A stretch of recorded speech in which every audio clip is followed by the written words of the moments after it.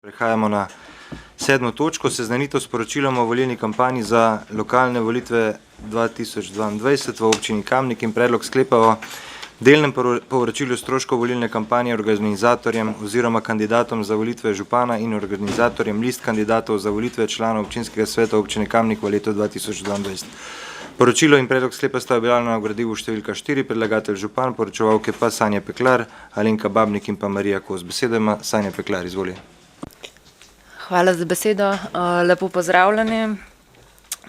Zdaj, organizatorji volilne kampanje imajo na podlagi 28. člena Zakona o volilni in referendumski kampanji in na podlagi občinskega odloka o delnem poročilu stroškov volilne kampanje organizatorjem oziroma kandidatom za volitve župana in list kandidatov za volitve članov občinskega sveta občine Kamnik pravico do povrnitve stroškov volilne kampanje. Zdaj, za župana gre to v višini 9 centov za vsak dobljeni glas, če je za kandidata za župana glasovalo najmanj 10% volilnih upravičencev, ki so glasovali na volitvah. Za tistim organizatorjem volilne kampanje, katerim so pripadli mandati za člane občinskega sveta občine Kamnik, pa so upravičeni do povrnitve stroškov volilne kampanje v višini 25 centov za dobljeni glas. Zdaj, to poročilo, ki ste ga prejeli, pa sklep sta pripravljena na podlagi oddanih poročil o sofinanciranju volilnih kampanj na AJPES, pa na podlagi navedenega zakona pa odloka, tako da predlagamo, da se seznanite s poročilom in sprejmete predlagani sklep. Hvala.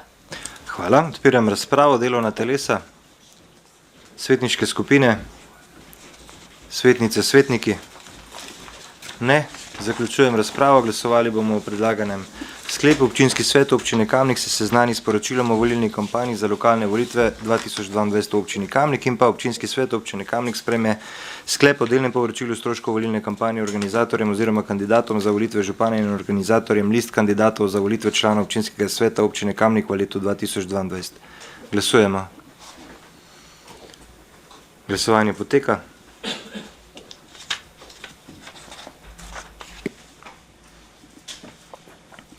Zaključujem glasovanje.